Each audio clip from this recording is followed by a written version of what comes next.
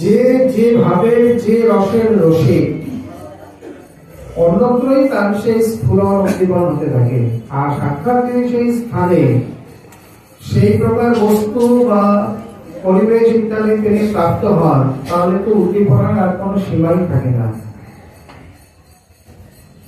ওম প্রকাশজি জয়পুরে বসে তার এই প্রকার উদ্দীপনা, আর সেই উদ্দীপনা বৃন্দাবনে এসে উপস্থিত, তাহলে তার উদ্দীপনা যে আরো শতগুণ বর্ধিত হবে এ কথা বলাই বাহুল্য। এবং এই উদ্দীপনা এমন চরমে পরমে পৌঁছে যায়, কি জানি কি নির্দেশ পেলেন, ধীরে ধীরে অনুসরণ ব্রত করে 59 দিনের মাথায় তিনি তার প্রিয় সখাকেই প্রাপ্ত হলেন। এ বিষয়ে আরো অনেক অনেক কাহিনী রয়েছে, আপনারা পড়ে নেবেন ব্রজকে ভক্তে। বিখ্যাত স্বামী নারায়ণ দাসজি, নারায়ণ স্বামীজি, উনি নিজে হাতে গাভী দহন করে দুধ পাওয়াবেন বলে স্বীকার মানে ওনার কাছে কথা দিয়েছিলেন। উনি যখন বোঝাচ্ছেন ওম এই ধরনের হতকারিতা করে ভগবানকে পাওয়া যায় না, বলছেন আমি তো কোনো হতকারিতা করিনি, তাহলে অনুসরণ কেন? যেমন নির্দেশ এসছে তেমনই করে দিয়েছে, এটি তোমার সখার নির্দেশ। তখন আর স্পষ্ট করে কিছু বললেন না, শুধু এতটুকুই যেমন নির্দেশ পেয়েছে। বললেন এইসব পরিত্যাগ করো, তুমি ভোজন করো। বারবার পীড়ন করাতে তিনি বলছেন ঠিক আছে, আপনি যদি নিজে হাতে দহন করতে পারেন। বললেন হ্যাঁ, তোমার জন্য এটুকু পারবো না। কথাটা বিদ্যুতের বেগে বৃন্দাবন মথুরায় চারিদিকে পৌঁছে গেল, এমনকি আগ্রা কলেজ পর্যন্ত। যে যেখান থেকে পেরেছেন, মানে 58 পরে ওম প্রকাশজি অনশন ত্যাগ করবেন, সব ব্রজবাসীরা নিজে সুন্দর সুন্দর দুগ্ধবতী তরুণী গাভী এনে স্নান করিয়ে সাজিয়ে প্রস্তুত। বাবা আমার গায়ের দুধ পাবেন, হ্যাঁ বাবা আমার গায়ের দুধ দহন করে নেবেন। মানে গায়ের পাল চলে গেল। ঠিক আছে ঠাকুর, দেখা যাক। তার মধ্যে থেকে একটি সুন্দর দুগ্ধবতী গাভী বেছে নিয়ে উভয়ে স্নান করে তিলক মালা ইত্যাদি সুসজ্জিত করে অপেক্ষা করছেন। ওম প্রকাশজি বললেই গাভী দহন করে তার প্রিয় সখা শ্রীকৃষ্ণের ভোগ লাগিয়ে দেওয়া হবে। ওম প্রকাশজি একটা কদম দেখে হাঁটুর উপরে বসেছিলেন, এভাবেই দীর্ঘদিন বসেছিলেন বুড়োদের মতো। চক্ষু দুটো বিস্ফারিত, চোখের পলক পড়ে না। সকালে ভেবেছেন বসে আছে, বলবে বলবে। নারায়ণ স্বামীকে যখন ভালো করে লক্ষ্য করলেন যে চোখের পলক আগে কিছু পড়ে না, কি ব্যাপার? বলছেন ওম ওম, কোন সারা শব্দ নেই। যেমনই গায়ে হাত দিয়েছেন শরীরটার সঙ্গে সঙ্গে ধরে পড়ে গেল।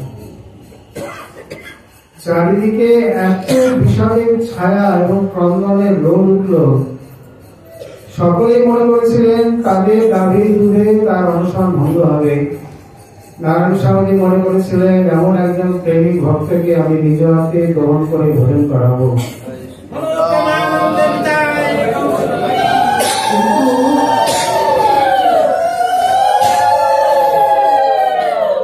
সেটি আর কোনোমতেই সম্ভবপর হলেন না।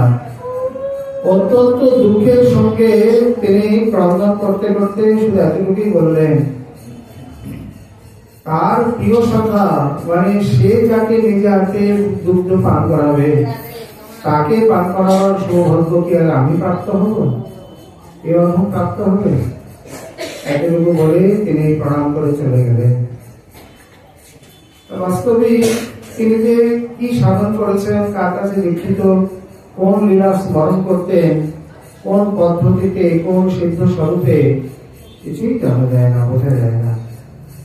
কিন্তু তার এই 2-4টি চিঠি এবং 2-4টি উক্তি এর দ্বারা প্রমাণিত হয় তিনি কোন জগতে বা কিভাবে কোন চিন্তা ভাবনার দ্বারা ভগবান উপাসনা করতেন। অতএব এই যে বারবার বলা হচ্ছে মনে নিজ সিদ্ধ দেহ করিয়া ভাবন, রাত্রি দিন চিন্তে ব্রজে রাধা কৃষ্ণের চরণ, এই সাধনার অন্যতম শর্ত হলো ভাবনা। এই সাধনাতে যিনি যত তীব্র গভীর দৃঢ় ভাবনা করতে পারবে তার তত তাড়াতাড়ি সিদ্ধি লাভ, অনুভূতি বা স্ফূর্তি উপলব্ধি ইত্যাদি লাভ হবে। এইখানে ইনিও পদ্মাবতীর মানে ঘাটে বসে একান্ত ভাবে চিন্তন করছেন। বেনুদিতের কথা চিন্তন করতে করতে সেই চিন্তনের মাধ্যমে যে তত্ত্ব তার মধ্যে স্ফূর্তি প্রাপ্ত হয়েছিল তারই প্রকাশ স্বরূপ হল শ্রী বেনুদিত এই গ্রন্থ। অপূর্ব ব্যাখ্যা। কারণ শ্রী কুঞ্জবিহারী বাবাজীর মতো এত বড় একজন রবীন্দ্র শাস্ত্রজ্ঞ মহাত্মা, তিনি 200 কপি সেই গ্রন্থ আনিয়ে নিয়েছিলেন। চিন্তা করা যায়? তার মানে এই গ্রন্থ সম্পূর্ণ কিভাবে ভাব সমৃদ্ধে সমৃদ্ধ ছিল, এটি তার অন্যতম প্রমাণ। এছাড়াও এরপরে তিনি,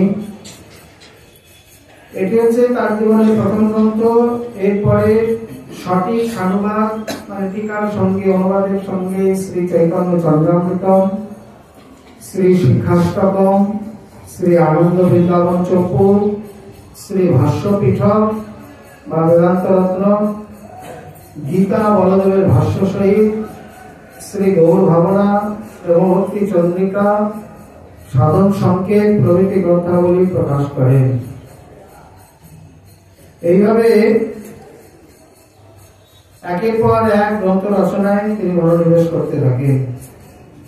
1330 বঙ্গাব্দে ওই চালতা বাগানের কোন এক সভায় প্রভুপাদ সত্যানন্দ গোস্বামী, যিনি তাকে আশ্রয় বা তার শিক্ষাগুরু, তিনি প্রভুপাদ প্রাণগোপাল গোস্বামী, শ্রী রসিক মোহন বিদ্যাভূষণ, নাম বিজ্ঞানাচার্য শ্রীমৎ আনপ্রিয় গোস্বামী, তৎকালীন সিটি আর্কিটেক্ট শ্রী শিশচন্দ্র চৌধুরী প্রভৃতি বিদ্বদ্গণ মিলিত স্থির করলেন যে গৌড়ীয় বৈষ্ণব ধর্মের নিজস্ব কোন পত্রিকা নেই, আমাদের নিজস্ব একটা পত্রিকা তৈরি করা দরকার। এই অভাব আজও পর্যন্ত সম্প্রদায়ে। বড় বড় পীঠস্থলী, অথচ নিজস্ব কোন প্রেস বা ছাপাখানা মুদ্রাখানা নেই। যেখানে রামনারায়ণ বিদ্যারত্ন একক প্রচেষ্টায় নিজ প্রেস স্থাপন করে গেছেন বহরমপুরে রামনারায়ণ মুদ্রা যন্ত্র। এখানে এত বড় গোষ্ঠী, অথচ কোন মুদ্রা যন্ত্র নেই, নিজস্ব কোন মুখবন্ধ পত্রিকা নেই। মাসিক দূরে তার ত্রৈমাসিক, ষান্মাসিক বা বার্ষিক, না 3 মাসে, না 6 মাসে, না 12 মাসে, কোন মাসেই নেই। যেখানে কল্যাণ পত্রিকা আজ প্রায় 100 বছর কাছাকাছি ছুঁই করতে যাচ্ছে। বর্তমানে তাদের গ্রাহক সংখ্যা দেখলে মাথা ধরে যাবে, প্রায় 5 লক্ষের উপর গ্রাহক। এদের টাকা খায় কে? প্রফিট রাখতে হয় না। আচ্ছা, প্রতি মাসে যদি 1 টাকা করে লভ্যাংশ রাখে, প্রফিট রাখে, তাহলে তো প্রতি মাসে 5 লাখ টাকা। এরা ইচ্ছা করলে বিনা মূল্যে গ্রন্থ বিতরণ করতে পারে, কিন্তু কোনো মূল্য থাকবে না, আদর থাকবে না বলে সামান্য মূল্য আহ্বান করে। এই কল্যাণ পত্রিকার গ্রাহক বিদেশে পর্যন্ত। শুধু তাই নয়, 11 মাসে 11টা পত্রিকা বের হয়, আর জানুয়ারি মাসে মোটা ভাগবতের মতো একটা অঙ্ক বা বার্ষিক অঙ্ক বের হয়। তার মধ্যে যাবতীয় কিছু আপনি একাধারে পেয়ে যাবেন, খুবই উপযোগী। মনে করুন গঙ্গা অঙ্ক, গঙ্গার সম্বন্ধে যেখানে যত বাণী আছে ওটা 1 বছর ধরে ওই অঙ্কটা তৈরি হয়। আগে থেকেই নিরূপিত হয়ে যে আগামী বর্ষে কি প্রকাশিত হবে। বেদে, উপনিষদে, সংহিতায়, পুরাণে, মহতের বাণীতে, উপাখ্যানে, বাস্তব ঘটনায় গঙ্গা বিষয়ের যেখানে যা আছে পুরো ওই গোটা গ্রন্থে 1 বছর ধরে প্রকাশ করে। তাহলে এর মধ্যেই সব শেষ, এরপরে গঙ্গার আর কিছু নেই? বলে না না, সম্পূর্ণকে প্রকাশ করতে পারি। কিন্তু ওই রকম মোটা এত একটা ম্যাগাজিন সাইজের গ্রন্থ, একটা বিষয়ের উপর অত লেখা, অত কথা, কে পড়ে, কে অত মনে রাখতে পারে? মনে করুন ষষ্ঠ অঙ্ক সাধু সম্বন্ধে, যেখানে যত সাধু সম্বন্ধে যা বলা আছে সব আপনি একত্রে বসে পেয়ে যাবেন। খুবই উপযোগী অঙ্ক, মানে খুব উপযোগী পত্রিকা। আজ থেকে মানে 1330 আর এটা 1432, মানে 100 বছর আগে যে অভাব এখনো সেই অভাবই। এত বড় সম্প্রদায় কোথাও কিছু আছে? শুধু খাওয়া দাওয়া ভান্ডার, ভোজ ভান্ডার, লাখ লাখ টাকা পিছনে হয়ে যাচ্ছে, ভিতরে চলে যাচ্ছে। এখনই বললে আর হুজুরে বাঙালি, ও উনি কালকে খিল দিয়েছে, বাবা পরশু আমি গল্প দেবো, তখন টাকা আসে, তখন এগিয়ে আসে, বলতে হয় না কালকে। আপনি কোনো একটা অন্য সরকারের জন্য বলুন, কাউকে পাবেন না। ওইটা যে আক্ষেপ করে গেছে, এত কষ্ট করে প্রায় বৎসর খানিকের সাধনায় তিনি মাধব মহোৎসব পাণ্ডুলিপি তৈরি করবেন। গিরিধারী দাসজিকে বলছেন যে গ্রন্থ তো তৈরি হলো, এবার প্রকাশ হবে কি করে? কেন? টাকা নেই তো, দরিদ্র তো, কারণ কাছে চান না, বিক্রি করেন না, টাকা কোথায় হবে? বলছেন চিন্তা করো না, বহু ঘড়ি সাক্ষাৎ হয়েছে, কোনো ব্যবস্থা করে দেবেন। উনি চুপ হয়ে গেলেন, এই প্রসঙ্গে আর কোনো কথাই বলেননি। কয়েকদিন যাওয়ার পর নবদ্বীপেরই কোন বিধবা ভক্ত মাতা তখনকার দিনে 6000 টাকা দিয়ে, মানে এখন মনে হয় 6 লাখ টাকার উপরই হবে, 6000 টাকা এনে গিরিধারী দাসজিকে বলছেন এই টাকা দিয়ে আমার একটু বৈষ্ণব সেবা করে দিন। উনি দেখলেন প্রভুর ইচ্ছায় যখন স্বেচ্ছায় এসছে, একটু চেষ্টা করে দেখি। বললেন মা, বৈষ্ণব সেবা বলতে তুমি কি বোঝো? বলে আমাদের একটু প্রসাদের ব্যবস্থা করবে। সেবা মানে অন্ন বস্ত্র, এর মধ্যেই সীমাবদ্ধ, দান দক্ষিণা তার সঙ্গে আনুষঙ্গিক রূপে। বলছেন না, এটা যথার্থ সেবা নয়। যতই তুমি প্রসাদ পাওয়া যাই পাও, আজকে পাবে, কালকে শৌচে যাবে, পেট খালি হয়ে যাবে, দুদিন পরে তোমার কথা ভুলে যাবে। তুমি যত ভালো রাঁধবি, যত ভালো রাজভোগ পুষ্পান্ন পাওয়া, সেটা মনে থাকবে না। তাহলে তখন তিনি সেবা শব্দের যে যথাযথ তাৎপর্য তাকে বোঝানোর চেষ্টা করবেন। সেবা মানে সুখদান, তার যথার্থ কল্যাণ। শ্রী প্রেমানন্দ শাস্ত্রী আদি এইসবকে বরঞ্চ একটু অন্য চোখে দেখছেন।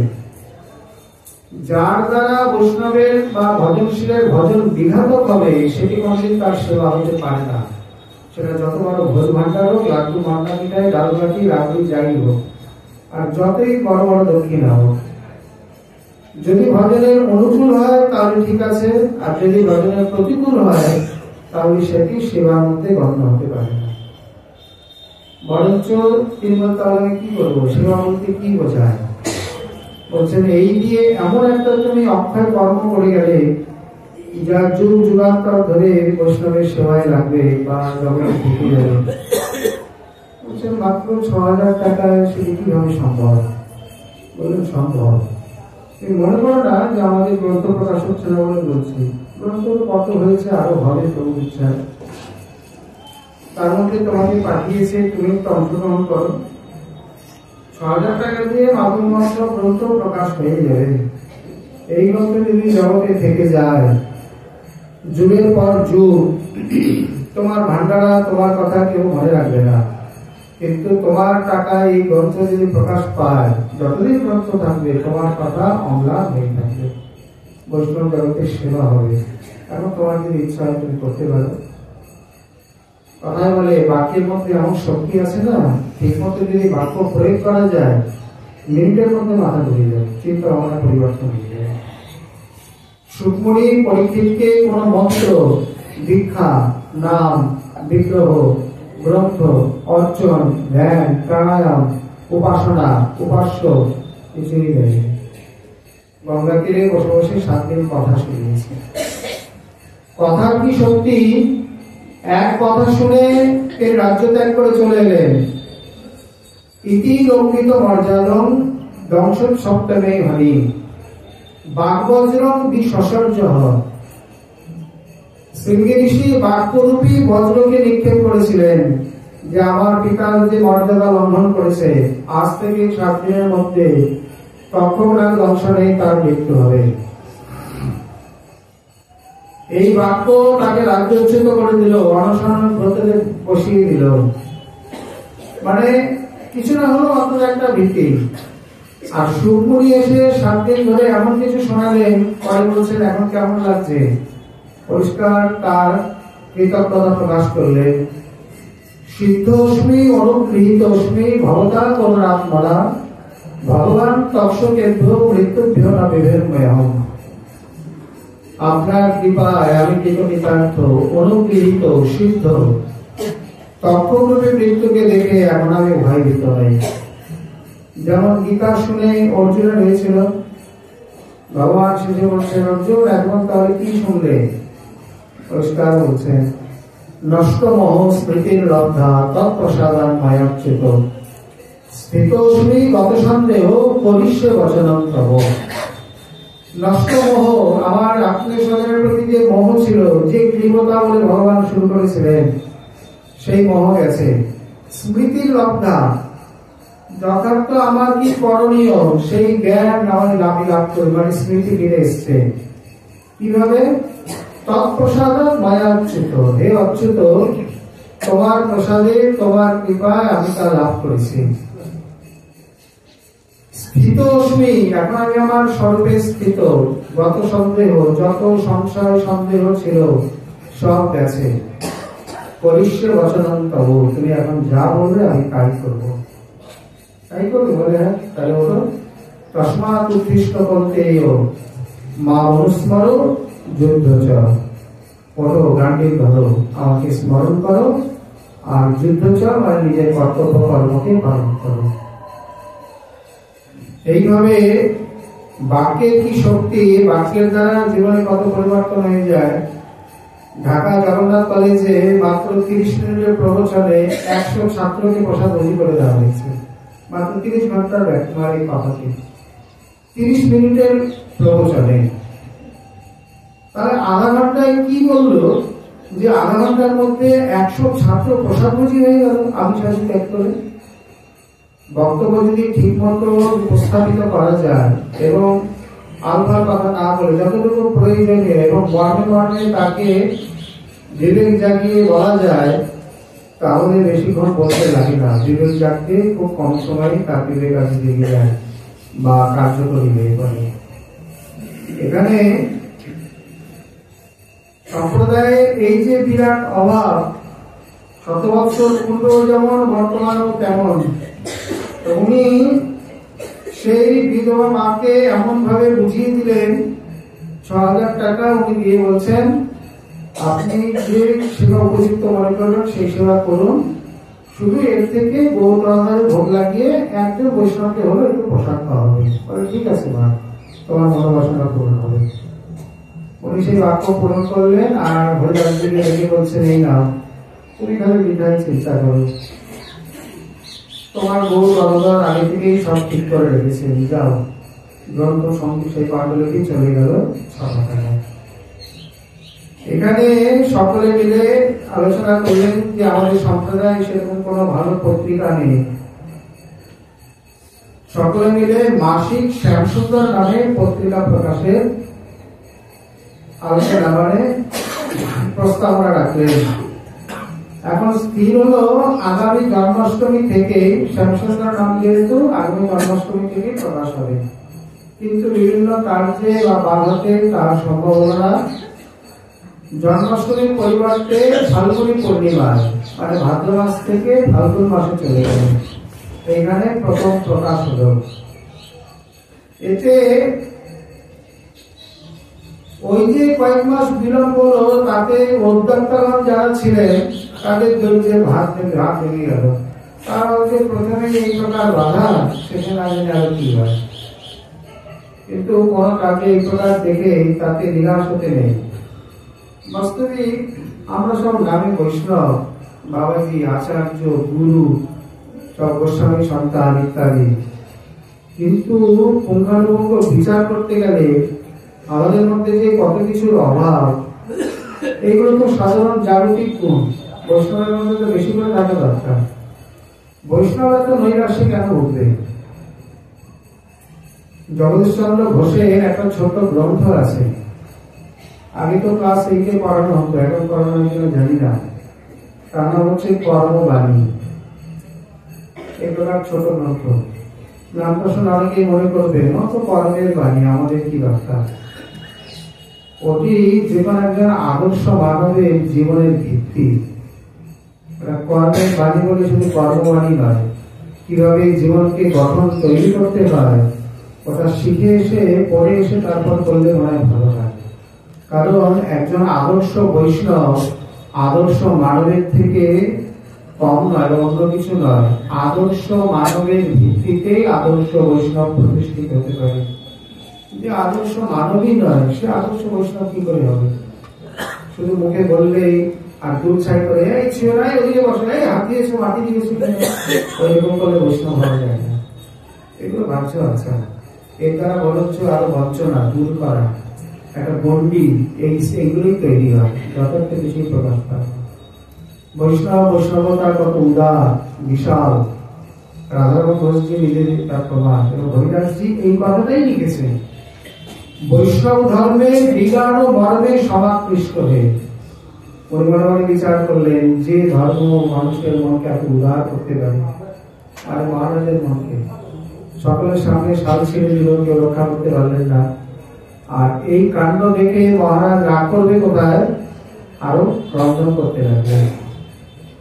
বিকালে তাকে স্বাভাবিক দেখে রাধারমণ ঘোষালি গিয়ে বলছেন, মহারাজ আজকে সকালের ঘটনায় আমরা সকলে লজ্জিত এবং অপরাধী, আপনি ইচ্ছা করলে দণ্ড বিধান করতে পারেন। বলছেন না না, দণ্ডের কি, দণ্ড কোনো প্রসঙ্গ নেই। বলছেন আপনি অভয় দিলে একটি কথা জিজ্ঞাসা করি। বলছেন রাধারমণ তুমি আমার প্রাণাপেক্ষা প্রিয়, তোমার সম্বন্ধে আবার কিসের অভয় বলো। বলছেন সকালে যখন আমরা এই শান্তিকে রক্ষা করতে ব্যস্ত, তখন দেখছিলাম আপনার দুই নেত্র থেকে অশ্রুপাত হচ্ছিল, সেটি কি ঠিক দেখেছিলাম? বলছেন বসো। ঠিকই। আমি বলছেন কেন, তখন আপনি কাঁদছিলেন কেন? মানে কাঁদই ঠিক নেই, ওই মানবী মহাপুরুষের শিক্ষায় পাপ চক্ষুতে দু ফোঁটা জল, মানে বিষয়ের গ্লানি যেন বিধৌত হয়ে গিয়েছিল। কি রকম? আমি রাজা, এখানে আমার বাড়ি আছে, প্রায় প্রতি বছরই একবার দুবার আসি, আর যখনই আসি বিষয়ের স্তূপ নিয়ে আসি, যেহেতু আমি বিষয় নিষ্ঠার ক্রীড়া, তার মধ্যে বহুমূল্য সার হলো একটি। আজ এই বানররূপী মহাপুরুষ তাকে নষ্ট করে আমাকে বুঝিয়ে দিল যে বৃন্দাবনে এভাবে আসতে নেই, বৃন্দাবন নিষ্কিঞ্চন তপভূমি, এখানে নিষ্কিঞ্চন হয়েই আসা উচিত।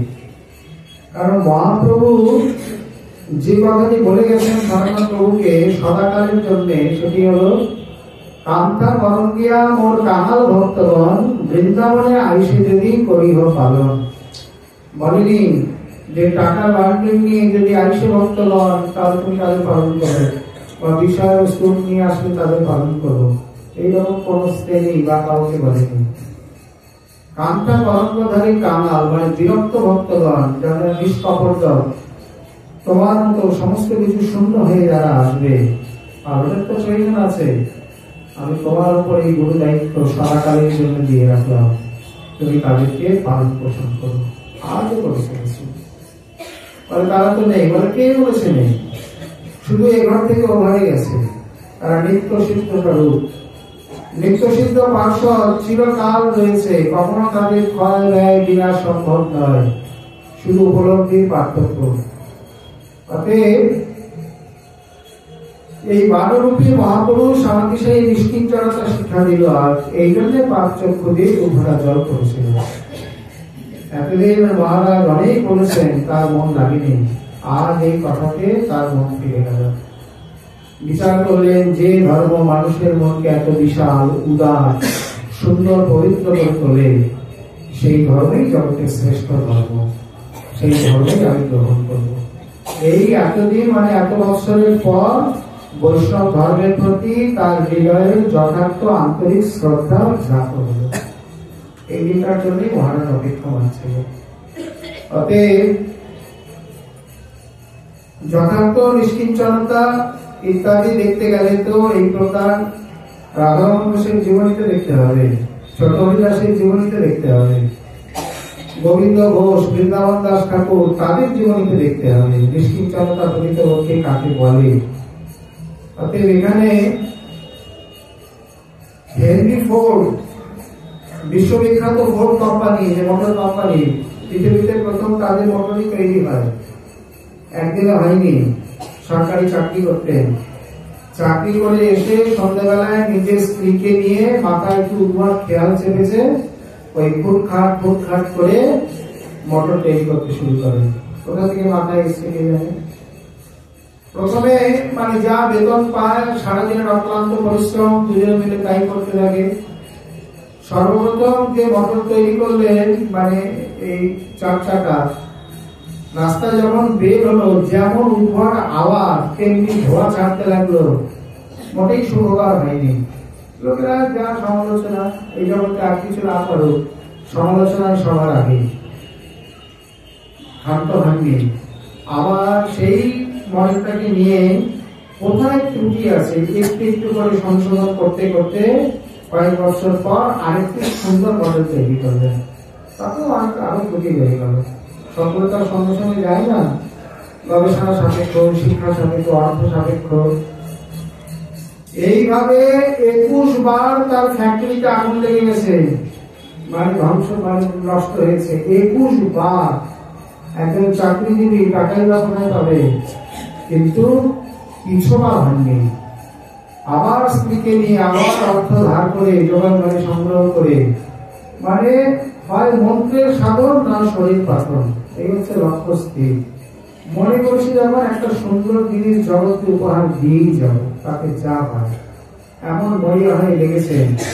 22 বারের পর গিয়ে তখন তিনি একটা সুন্দর যান আবিষ্কার করলেন, এবং যখন তাতে বসে তিনি ঘোরাফেরা করতে লাগলেন, বড় বড় ধনী, উচ্চ শিক্ষিত, বুদ্ধিজীবী আর অন্যান্য বিজ্ঞানী সকলের মাথা ঘুরে গেল।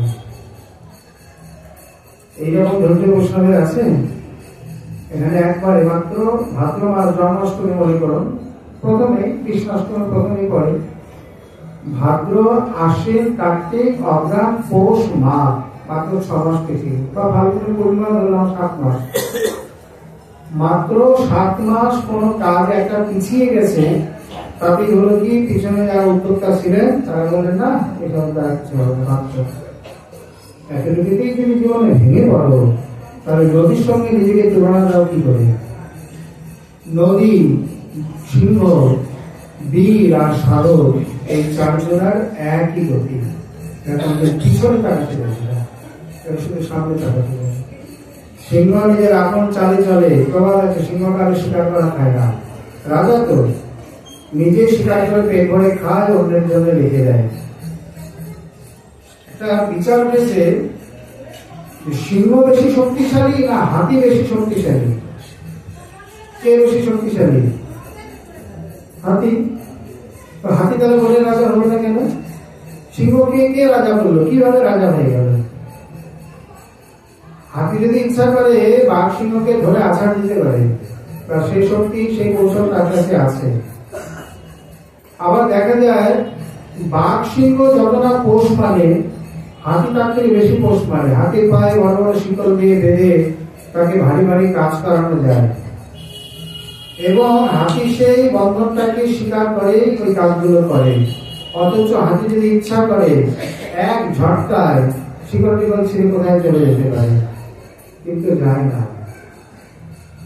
মাস্টারদা আমাদের এইভাবে শেখাচ্ছেন যে আমরা ওই যে ব্রিটিশের পরাধীনায় আছি না, আমরা হাতির মতো বন্ধন স্বীকার করে করে আজ আমাদের এমন একটা ধর্ম, বৈশিষ্ট্য বা স্বভাব দাঁড়িয়ে গেছে যে ওই বন্ধনটাকে আমরা ভালোবাসি। আমরা ইচ্ছা করে বন্ধনটা ছিঁড়তে পারি, কিন্তু ছিঁড়ি না। আর সিংহ হাতির থেকে শক্তিশালী নয়, তথাপি সে রাজা। সে মনে করে আমি রাজা। সে তার বিক্রমে প্রাণপণে তার সেই রাজত্ব, রাজ পদবী সারাটা জীবন রক্ষা করার চেষ্টা করে। এই জন্যই সে রাজা। সেই রকম মন মানসিকতা থাকতে হবে। অতএব সিংহ কোনদিন অন্যদিকে তাকায় না, সিংহ সামনে এগিয়ে চলে, আর সে সকলকে পরাভূত করে রাজা হয়ে বিরাজ করে। এমনি বীর যুদ্ধক্ষেত্রে গিয়ে দেখছেন হাজার হাজার যোদ্ধা হয়ে ভরে আছে, তথাপি বুক পেতে যুদ্ধ করবে, পিঠ পেতে না। বুক পেতে দিলে বীর পুরুষ, পিঠ পেতে দিলে কা পুরুষ। তেমনি নদী আজ পর্যন্ত পাহাড় পর্বতে জগতে যত নদী ঝর্ণা ইত্যাদি হয়েছে, তারা সাগরে মিলতে না পেরে আবার এসে পর্বতের মধ্যে প্রবেশ করেছে। এমন একটি নদী জগতে দেখাতে পারবেন বা আছে কোথাও? ভূগোলে কোথাও দেখা যায় না। কারণ আজ না হোক কাল সে মিলবেই, ওটাই তার জীবন লগ্নে, জন্মলগ্নের প্রথম লক্ষ্য এবং শেষ লক্ষ্য। নদী মানচিত্রকেও তৈরি করে রাখে না যে নদী এই পথে সাগরে গিয়ে মিলবে। নদীর পথ নদীকে নিজেই তৈরি করে দিতে হয়। কখনো পার্বত্য ভূমি, কখনো কণ্টক ভূমি, কখনো সমভূমি, কখনো বাঁধ ইত্যাদি। কিন্তু জগতে কোনো বাঁধ চিরকাল বাদ দিয়ে নদীকে রাখতে পারেনি। বর্ষার সময় হলো একটু হলো অন্তত ছেড়ে দিতে হয়, কারণ বাঁধ ভেঙে শতমুখে দাঁড়াতে হবে। তেমনি সাধকের গতি। উপনিষদে এই বাণী বলছেন, চড়াই বেদি চরণ বই মধুবিন্দতি। তুমি এগিয়ে চলো, এগিয়ে চলো। যে এগিয়ে যেতে জানে সেই মধু ব্রহ্মকে পায়। যে এগোতে জানে না সে কোনদিন সে ভগবানকে কি করে পাবে? ভেবে থাকা, পিছনে তাকানো, এই সমস্ত নদী বিল এদের কাজ নয়। এদের কাজ এগিয়ে চলা। প্রবাদ আছে না, কুকুর এক দৌড়ে বৃন্দাবন যেতে পারে, যদি পথে স্বজাতির সঙ্গে না দেখা হয়, তাহলেই থেমে যাবে। তেমনি প্রত্যেকটি কার্যের মধ্যে গতি, প্রকৃতি এবং পরিণতি, এই তিনটি জ্ঞান যা সেই কার্যবার্তার নেই, সেই কার্যবার্তা সেই কার্য করে কোনদিন সফল হতে পারে না। পদে পদে বিফল হবে, নিরাশ নৈরাশ্য এসে তাকে আক্রমণ করবে। যা চাইলে তার অন্য প্রকার ফল পাবে, কারণ এর মধ্যে দূরদর্শিতা নেই। এই নিজের কার্যের গতি কতখানি, কোন ধরনের কাজ এবং পরিণতি কি, এই সম্বন্ধে বিন্দুমাত্র তার কোনো জ্ঞান নেই। এইসব শিক্ষাগুলো আমাদের বৈষ্ণব ধর্মে নেই। এত নিচ থেকে আচার্যগণ শিক্ষা দেননি, ভারতে শিক্ষা দিয়েছেন অনেক উঁচু থেকে। যার ফলে হয়ে যায় কি, এসে এখানে বিশ্ববিদ্যালয়ের জ্ঞান তো রয়েছে, কিন্তু প্রাথমিক জ্ঞান নেই। এদিকে মন্দিরে যাওয়ার সাধন, রাধারানীর সেবা, কোথায় ঠাকুর পুষ্পাঞ্জলিতে গালাগালি দিচ্ছে, ধাক্কা দিচ্ছে, এইসব জ্ঞানগুলো আছে। মানে ওই জগতে দিব্য জ্ঞান আছে, কিন্তু এই জগতে কাণ্ড জ্ঞান নেই। এই কাণ্ড জ্ঞানের অভাবে জীবন, বাস্তব জীবনে এবং ব্যবহারিক জীবনে প্রতি পদে পদে ঠোকর খেতে খেতে জীবন যায়। থাকলেই বা দিব্য জ্ঞান, ওই দিব্য জ্ঞান কোনো কাজে লাগে না, কারণ বাস্তব জীবনে বাস্তব জ্ঞানই কাজে লাগে। এই জন্যে দিব্য জ্ঞানের থেকেও কাণ্ড জ্ঞান আগে দরকার। কাণ্ড জ্ঞান বলতে বাস্তব জ্ঞান, দূরদর্শিতা, কার্যের গতি, প্রকৃতি, পরিণতি ইত্যাদি জ্ঞান। আমার সামনে যে আছে আমি তাকে জানি না। মানে নামাজি বললে তো অনেক দুঃখই লাগবে। দুই মেয়ে, এক মেয়ে ঢাকায় থাকে, এক মেয়ে বাড়িতে থাকে। ছোট মেয়ে রাত্রি 2টো, 2:30, 3টা পর্যন্ত মোবাইল ঘাটে বা ডাকে। মা কি করিস রে? কলেজে পড়া করছি, কালকে ক্লাস আছে, ওই পর্যন্ত। যেমন আপনাদের ব্রাহ্মণ ধুন্দুলের ফলটা নিয়ে বলছেন, ফলটা খেয়েছিস তো? মানে ফলটা দিয়ে খালাস, খেলো কিনা ফেললো কি আর বিচার করে দেখেনি। মেয়ে তো বললো পড়াশোনা করছে, কিন্তু কি পড়াশোনা করছে? বাবা মাকে একদিন অন্তত জেগে দেখা, লুকিয়ে দেখা দরকার ছিল। রাত্রি 2:30 পর্যন্ত কি করে? করতে করতে হলো কি, ওই কলেজ জীবনে একদিন সকালে উঠে দেখছেন ফাঁসিতে ঝুলছে। বাবা, পড়তে পড়তে এতদিন পড়ে গেলি, একবার এতদিন উঠে গেলি পড়তে পড়তে। কেন? কার সঙ্গে কি সম্বন্ধে জড়িয়ে পড়েছিল, কিশোর মনের ধাক্কা সহ্য করতে পারেনি, বলি। অথচ সে পাঠে বসে, দেশে বসে কত বড় বড় কথা বলে। মানে তার কথা শুনলে, তার শ্লোক বিবৃতি ভাষণ শুনলে মাথা ঘুরে যাবে। এই প্রকার গঙ্গাতে সারা দুনিয়ার হাত থেকে বেড়ায়, নিজের ঘরের হাত দেখেনি। ক্লাস 6-এ পড়তে পড়তে নিজের মেয়েটা মুসলিমের সঙ্গে বেরিয়ে চলে গেল, মুখে চুল কালি দিয়ে। এইবার সকালে লোকের হাত থেকে বেড়াও, নিজের মেয়ের হাতটা দেখুন। দিব্য জ্ঞান রয়েছে, কাণ্ড জ্ঞান নেই। অন্যের জ্ঞান রয়েছে, নিজের ঘরের জ্ঞান নেই, এইসব জ্ঞানে কাজ চলে না। বিশ্ববিদ্যালয়ের জ্ঞান রয়েছে, নিকুঞ্জ মণিমন্দিরের জ্ঞান রয়েছে, বাস্তব জগতের জ্ঞান নেই। দরকার বলে হ্যাঁ, থাকতে গেলে বাঁচতে হলে দরকার, নইলে কোথা থেকে কোথায় চলে যাবে, পায়ের মাটিকে ছিনিয়ে নেবে, কে সরিয়ে নেবে, যদি পরে টেরও পাবে না। অতএব ব্যবহারিক জ্ঞান আদি দরকার। বলে আপনি বলছেন কোন শাস্ত্র প্রমাণ আছে? অবশ্যই আছে। চৈতন্য চৈতামৃতেই বলে দেখুন, রাজমন্ত্রী সনাতন ব্যবহারে নিপুণ, বলতে থাকুন শুধু। রাজমন্ত্রী রাম রায় ব্যবহারে নিপুণ, দুই মন্ত্রী গেল। মহাপ্রভু নিজে বলছে, যদ্যপি সন্ন্যাসী স্বতন্ত্র আমি আশ্রমে সন্ন্যাসী, তথাপি কায় মনোবাক্যে লোক ব্যবহারে ভয় বাসি। 3 নম্বর। চতুর্থে রঘুনাথ কি বলছেন? অন্তরে নিষ্ঠা রাখো, বাঁচে লোক ব্যবহার, অচিরাতে কৃষ্ণ তোমায় করবেন উদ্ধার। এতে গেল চৈতন্য চৈতামৃতের 4 জায়গায়। গীতাও তো সেই কথা বলছেন, কায় মনোবাক্যে কার উদ্বেগ না বিবেক। মহাপ্রভু এখানে একবার বলেছেন এই 5 জায়গায়। এটা ব্যবহারিক মার্গে, এবং এই অনুমোদন, এই প্রমাণ গীতাতেও পাওয়া যায়। যশবান নোট বিজতে লোকাল, লোকাল নোট বিজতে যশ, হর্ষামর্ষ ভয়ে মুক্ত যশ মনে প্রিয়। যিনি কাউকে উদ্বিগ্ন করেন না, যিনি কারোর থেকে উদ্বিগ্ন হন না, হর্ষামর্ষ ইত্যাদি থেকে মুক্ত, তিনি আমার প্রিয় পুরুষ। বাণীতে তো ঠিক তাই। যে বাক্য কাউকে উদ্বিগ্ন করে না, যে বাক্য সত্য, প্রিয়, হিতকর, যে বাক্য স্বার্থায় অভ্যাসে প্রয়োগ হয়, এই জায়গাতে বাক্যের তপস্যা হয়ে যাচ্ছে। বাক্যের বাক্য বৃথা ব্যর্থ।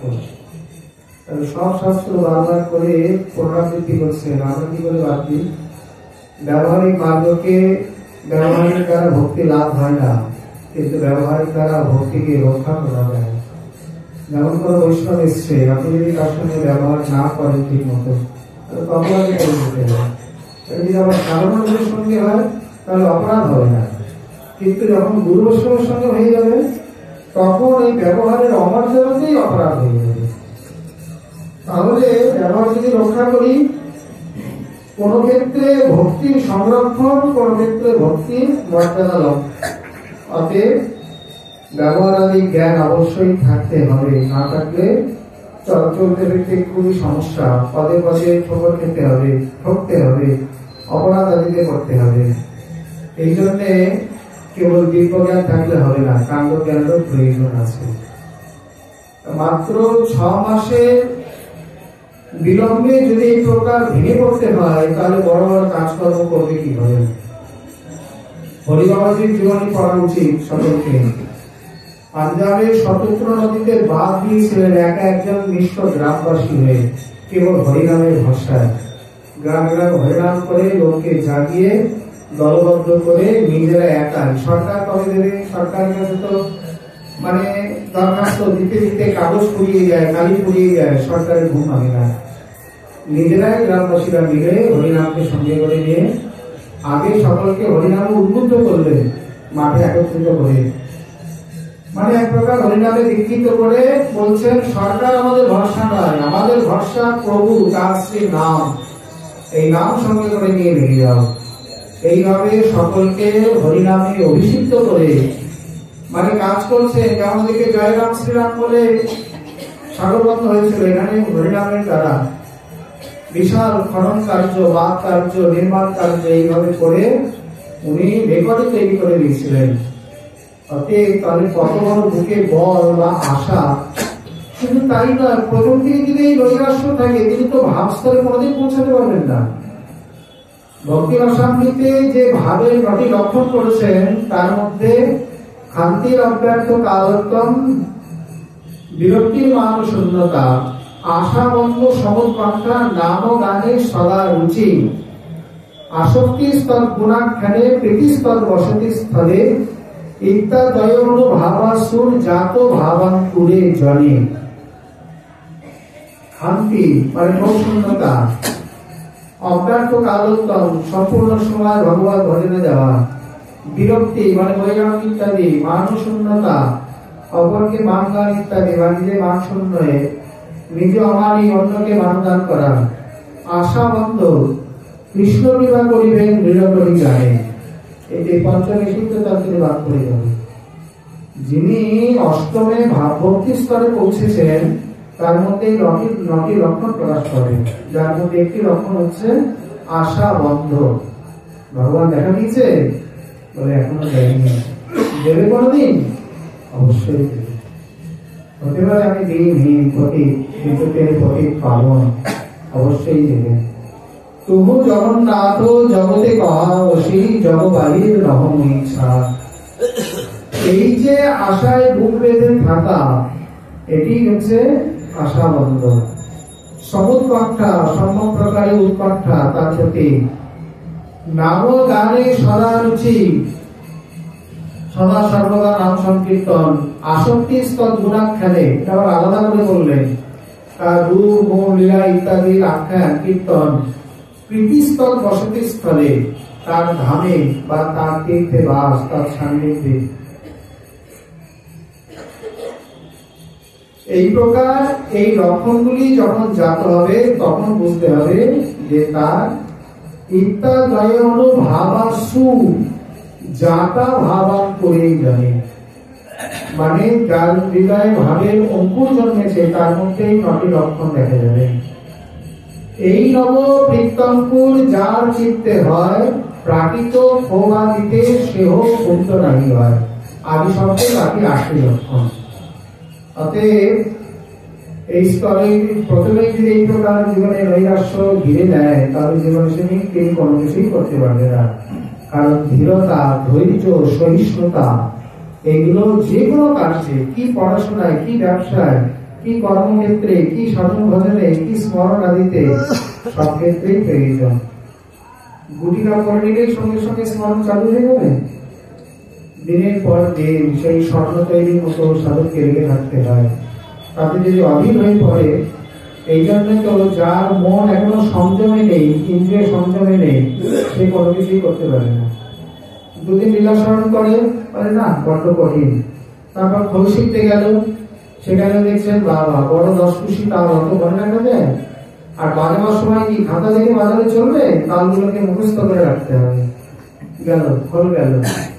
এরপর পরিক্রমা, পরিক্রমাতে তো কষ্ট আছে, এত রোদের বৃষ্টির মধ্যে নির্জরা ব্রত। তারপর গুরু বৈষ্ণবের সেবায় গেলেন, বলে বাবা এ তো খুব একটা সোজা নয়, একটু চুন থেকে পান বসলেই তো চট ঠাকুর লাগিয়ে দেয়। বরঞ্চ ঠাকুরের সেবা তো সহজ, কিছুই বলবে না। ঠান্ডা গরম, নুন মিষ্টি লঙ্কা চট কিছুই বলবে না, কিন্তু এখানে চট ঠাকুর সঙ্গে সঙ্গে পড়ে যেতে পারে। তারপরে গেলেন অন্য কোনো সেবা দিতে, দেখি করলো ঝাড়ু দি, বা আরো যে 64 অঙ্গ বলেছে এই প্রকার।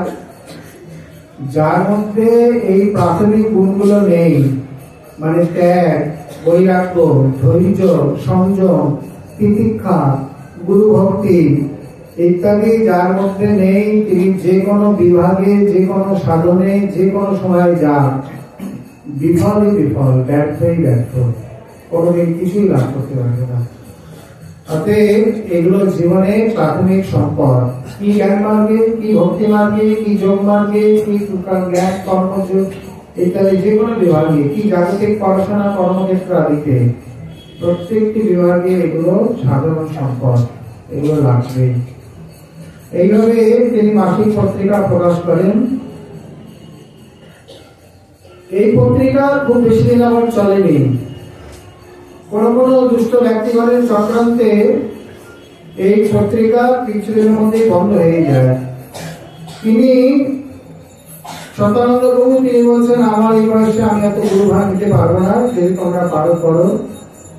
আনন্দমোহন প্রভু অল্প বয়স তিনি সমস্ত ভারই নিলেন, কিন্তু নিয়ে এই চক্রান্তে শেষ পর্যন্ত খুব বেশি দিন আর চালাতে পারেননি। এই পত্রিকা এতদিন পর্যন্ত প্রচার হয়েছিল পশ্চিমে লাহোর, পূর্বে সিঙ্গাপুর, ব্রহ্মদেশ ইত্যাদি পর্যন্ত এই পত্রিকা যেত। পরে যখন পত্রিকা বন্ধ হয়ে গেল, তখন তিনি এই সভা থেকে আবার সদস্যবর্গ জোগাড় করে গৌরাঙ্গ সেবক নামে একটি ত্রৈমাসিক পত্রিকা শুরু করেন। ওই শ্যামসুন্দর পত্রিকারই তিনি দ্বিতীয় নাম গৌরাঙ্গ সেবক দিয়ে এই পত্রিকা প্রকাশ করেন ত্রৈমাসিক হিসাবে। পরবর্তীকালে টানা 14 বছর এই পত্রিকার সম্পাদকের পদে নিযুক্ত থেকে এই পত্রিকা সেবা তিনি করে যান। এরপরে আবার যোগ্য ব্যক্তির উপর তিনি সমর্পণ করে নিজ ভাষণ এবং অন্যান্য গ্রন্থ সেবা দিতে লাগেন। পরবর্তী জীবনাংশ যেভাবে বর্ণন করছেন শ্রীমান মহাপ্রভুর কৃপালে আবার আমরা আগামীকাল আপনাদের আশা রাখি। আজকে আমাদের শ্রী শ্রী ভক্তমাল কথা এখানে বিশ্রাম লাভ করি।